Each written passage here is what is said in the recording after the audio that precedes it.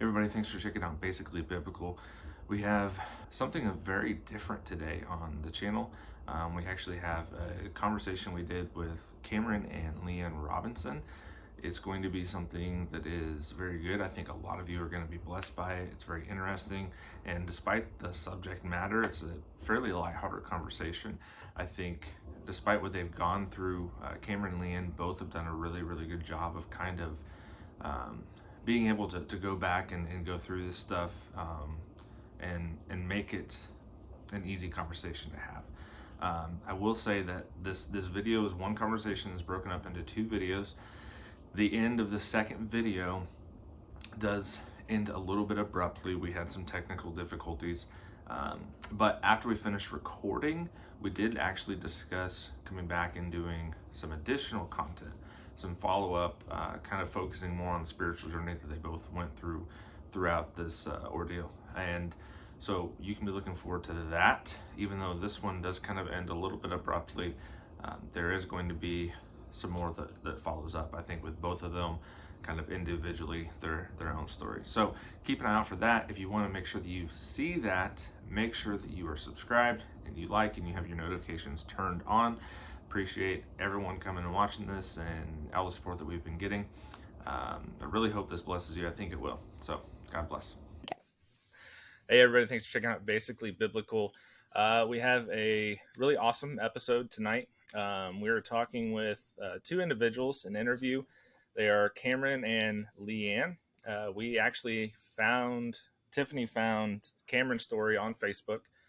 Before we get into that, though, I'm going to throw it over to them and kind of let them talk a little bit about themselves, what they're wanting to do, and then we can dive in. So, Kamryn, do you want to go first? Yeah, so when I was 14, I came out as a transgender and I wanted to be a boy, and I said that I liked girls, and I kept that ideology for about 2 years. And through those 2 years, I suffered a lot of um, depression and anxiety related to that, and multiple counselors, inpatient therapy. I also, you know, harmed my. I was very. I did a lot of harm to my body, physically and mentally, with people I put myself around because of, you know, the path that I had chosen in my life. And in December of 2021, I attended church and actually paid attention for the first time in years. And my life was changed forever. And I was baptized in April of 2022. And I've accepted myself as a God made and designed woman. And I've been like this since then. So, yeah, that's a little in a nutshell. All right, Leanne. Well, I'm mom. I'm Leanne, and I just want to say, you know, we kind of do things with humor. We make it through a lot. It's kind of our best medicine.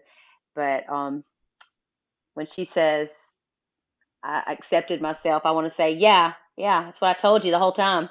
Because it was bad. It was bad. I'm a mother of four, and Kamryn's my baby, and we had I had teenager issues with all of them, just like, normal teenage and societal issues. Never, never did I see this coming. Never, never did I expect it. And Kamryn, just a little background on her. Well, us. We live in a very small community, rural Mississippi. I teach at the school that's a pre-K through 12, all on the same campus with about 80 kids in each class, and that's in a high year.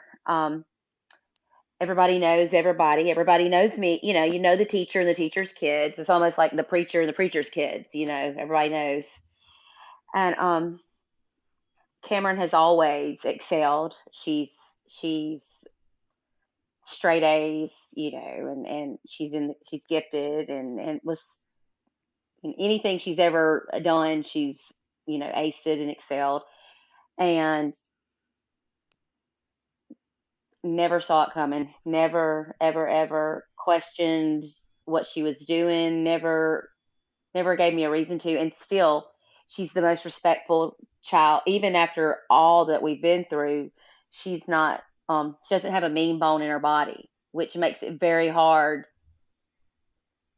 to be tough on her because she's tender, But and I'm also, not. sorry to interrupt. During that time when I was going through all this, I became a different person, not only physically but mentally. And I became mean and I became rude.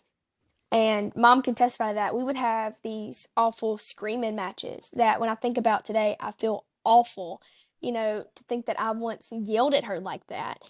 And, but whenever you're in that mental state, your rationale is not the same. And so I apologize, but I haven't always been that sweet. But I am now. At least I try to be. So I think that's kind of a good point, and so just recently, I was actually putting together some content that we were going to be releasing in June, and I was sitting on Facebook and kind of scrolling and looking for stuff while I was waiting on something to upload, and it's just Pride Month, Pride Month, Pride Month, Pride Month, and I'm like, I'm really tired of this garbage, and I just felt like in my spirit, like, okay, then do something about it, and so I decided that the entire month of June, this is all we're talking about is I'm we talked there's two other people that are occasionally on. I've told them like we're just going to do this. It's not going to be Pride Month. It's going to be Truth Month, and that's what we're focusing on this Hmm. entire month. So I've pushed back some stuff. It just by chance, like we had already kind of talked about this a couple months ago, and so Hmm. just by chance this Right. happened to land in June as well. Um, but in doing this, one thing that has kind of come up, a conversation we had in a video that should be coming out here in a couple days. Um, One of the reasons I think, and you kind of hit on this, Kamryn, but the whole idea that your how you acted changed, and it changed so drastically. We see that a lot. If I don't, I don't feel like there's a way that I can, even if I say it as nice and lovingly as possible without sacrificing gospel truth, I don't feel like there's a way that I can say that sin without it being taken as mean or hateful or bigoted. And I think a lot of the reason why it goes back to where you're finding your identity. And if you're finding your identity in that, then if I say, hey, that's wrong, it's not me saying, hey, this one aspect of you is not right, or hey, this thing that you're doing is not right. It's, hey, you're not right. Yeah. And so I think that's kind of why we see such visceral reactions from a lot of that. Well, and really, I mean, yes, with the transgender or with, LGBTQ plus any of it. But also, if you find your identity in anything other than Jesus, then that thing you find your identity in, you're going to become defensive about. And if anyone like makes any comment, even if it's not negative, if you're already on the defense about it, you're going to take it negatively. So it doesn't matter how good of intentions they have or how kindly they say it. It all goes back to how you take it on your own insecurities. Hmm. So, Yeah. And plus, the people that I was surrounding myself with at that time were like-minded people, people who right, also identified as gay or transgender. And, whenever I would say, hey, somebody said this, they'd be like, how dare they say that? And then it right, was kind of, I was backed up by that force. And it right. just, when you surround yourself by negative people, you're going to become a negative person. You are who you surround Absolutely. yourself by, and you Yeah. are what you dedicate your time to. So I Right. dedicated my time to disproving other people's beliefs that I now follow, and Right. whenever you fill your brain with such negativity, you can't, I mean, you're just overwhelmed with negative emotions, and somebody has to be, the brunt of that, and I I apologize to Mom all the time because she was the one I took it all out on. I always would say to her, garbage in, Garbage out. Garbage out. Kamryn. And that's what I mean. And this is twofold for me because as a mother, I've had it's on a weekly, sometimes it feels daily basis that a stranger reaches out to me through my Facebook Messenger and just saying, "Hey, um, I ran upon this, your story or your daughter's story, and I'm a mother and my child, similar situation. Ha- Help. What can I do?" So there's that parental aspect that I like to speak of and what you could do as a parent because you don't know how to handle them. And because I did not know how to handle it. I mean, who knows? But 2 years through it, you learn, there's phases. But anyway, there's that aspect. And then there's the God saved her aspect. There's two Mhm. parts. And that's, so I'm very well versed in as a parent. I want to fix her. There's never been a problem I couldn't fix. There's never been a thing that, an issue that I couldn't handle. Eventually, I'm a type A, I'm assertive, I'm a go-getter, and I can fix this. You just listen to me. Let's go to this therapist. Let's go, this, that, and the other. And it it brought me to my knees. It didn't immediately. I I realized right away I was not I grew up in the church. I grew up lived next door. But what I realized is I attended church or I went to church, but I didn't learn God. I Right. didn't It's like I went through the motions, but I didn't have the foundation within me to refute what she was saying. And she had been, almost like an undercut and living in a tunnel underground for 6 months before she even said anything to me, kind of like stocking up her arsenal of defense and what she was going to say. And I know it was almost robotic what she would say. And, that whole trans whatever tells them what to say and tells them what to expect the response to be and then how to, Yeah. rebuttal that. And so, I mean, you could not argue with her, you could not reason with her. And I found out real quick when she would say, "It says this, this, and this in the Bible." And I'm like, "Oh, yeah." But then I thought, that can't be what it can't be. It cannot, which forced me to roll up my sleeves and get in the Word and do my fact Yeah. checking. And what I realized was their agenda is yes, it does say those without sin cast the first stone. It does say that. Keep reading. Go and sin no more. Right. They cherry pick what fits their agenda, and you have to take it in its entirety. And I didn't have enough, and I still don't have enough. I'm in the Word now. I'm learning more now. I I am a better Christian. I am a stronger, my faith is stronger because I said I had to let go of my child and give her back to God because she's his after all, because she was hearing nothing of what I was saying. She was so lost, and I could not even fathom the idea. How could that child that I held as an infant and rocked and fed bottles to and got up with and loved so much, and I felt like I had instilled in her right from wrong, good from bad. How could the way I raised her have no bearings over her morals and right and wrong?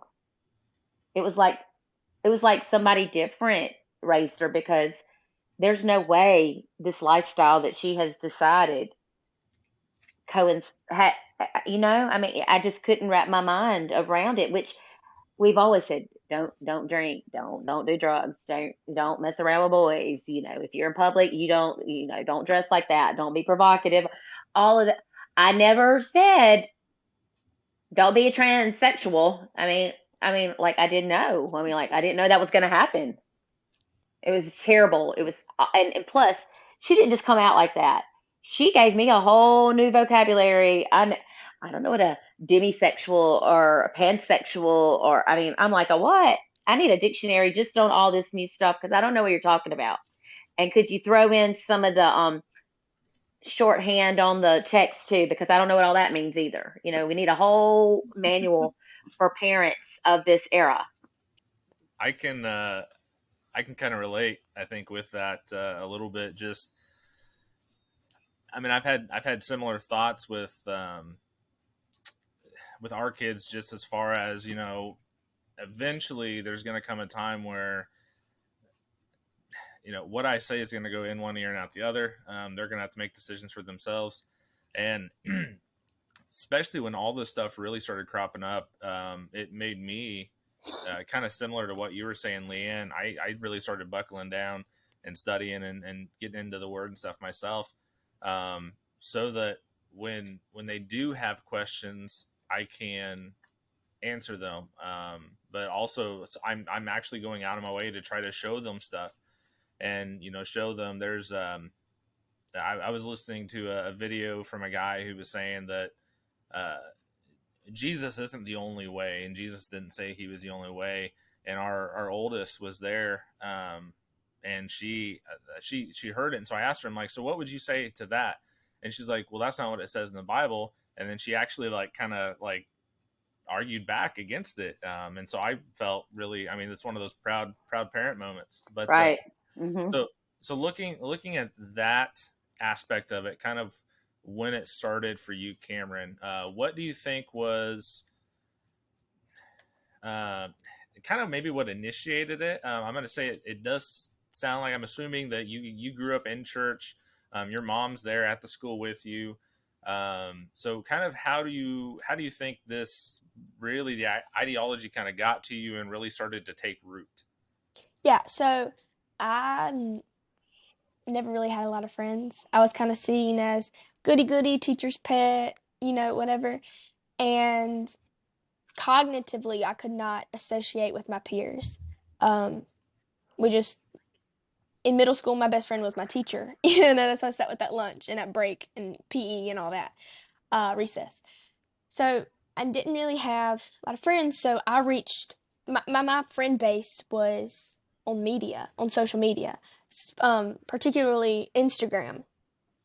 And that's where, it kind of sparked, media, whether it be TV or TikTok or this or that, it's not hidden. The LGBTQ has no filter on them, so they want to be seen. So no matter what social platform you get on, you're going to see something that has a rainbow flag on it.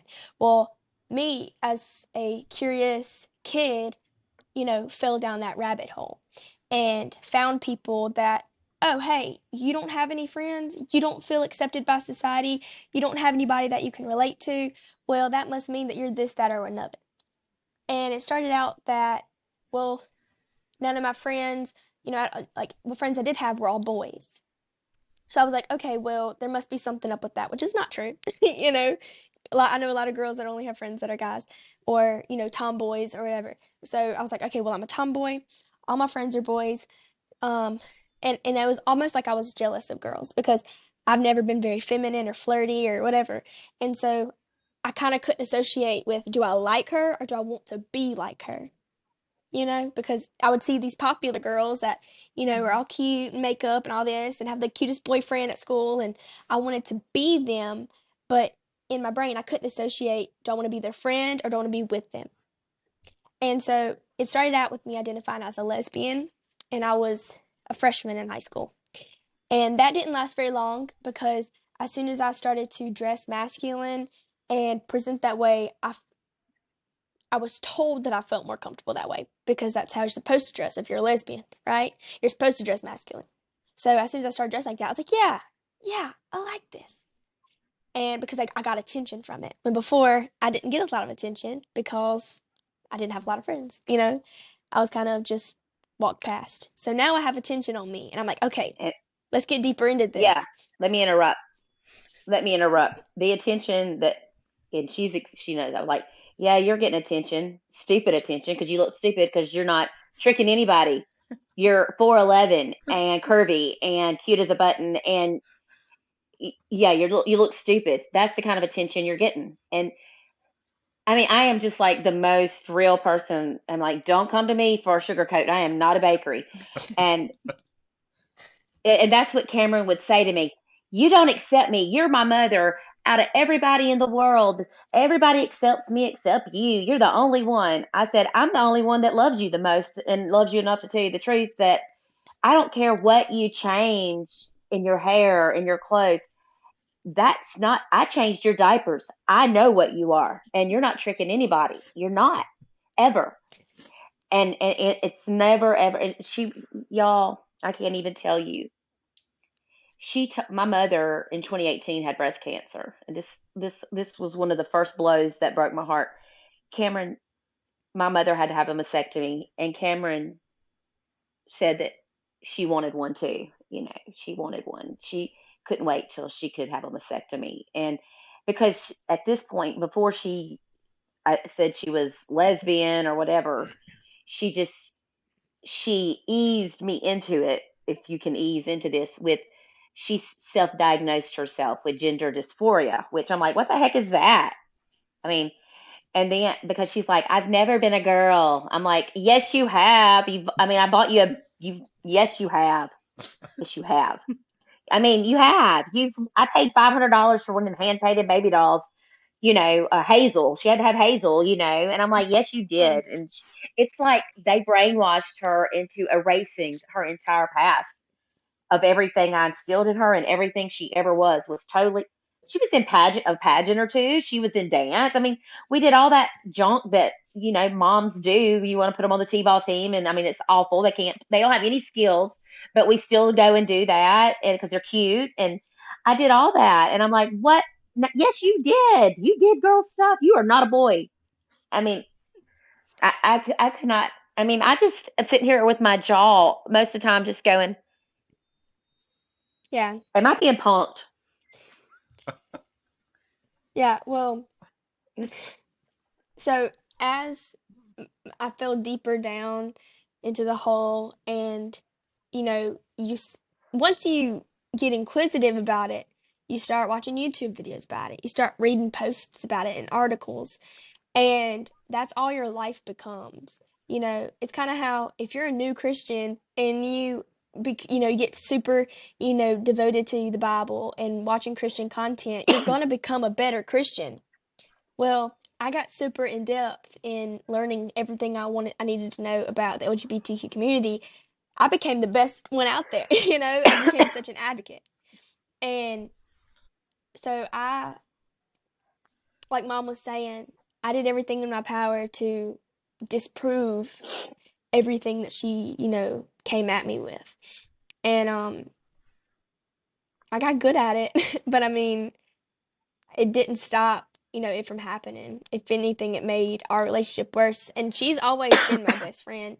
And that's one thing that I regret the most is we became enemies. And it was the hardest thing to do is I hated coming home because I knew that we would yell at each other, because our views were just so opposing. Um, but yeah, once I Well, this is. I'm sorry. know what you're gonna say. You finished? I'm sorry. I didn't mean to No, come go. over. I was just going to say, she. The biggest thing was, and this is a part that a lot of people, the mothers that have reached out to me, these kids that are in this being trapped in this trans is they are manipulating their parents with suicide and cutting and self-harm and burning and just hurting themselves. And if you don't let me be who I want to be and who I'm supposed to be, I'm going to kill myself. Well, I will. Well, It Cameron's no felt. Cameron's no different. Mom felt like I was manipulating her and I was lying, but I felt genuinely in my heart of hearts that if I could not pursue, you know, this act of artificially transitioning into a boy, then my soul would explode and I could no longer. I told her, you know, would you rather have a son or a dead daughter? You know? And, you know, it's things like that because I was just communicating to her how I felt. And she took it as, oh, you're threatening to do this? When in reality, I was communicating that because that was my genuine feelings. And even though like I've moved past all that, I still stand by that today that if you have, there's a reason that there's a crisis line for a reason, you know, because whenever you're in that mind state, you genuinely feel like if you can't do this, you are going to die. It's a sickness. And you feel like if you can't go any further, there's no point in living.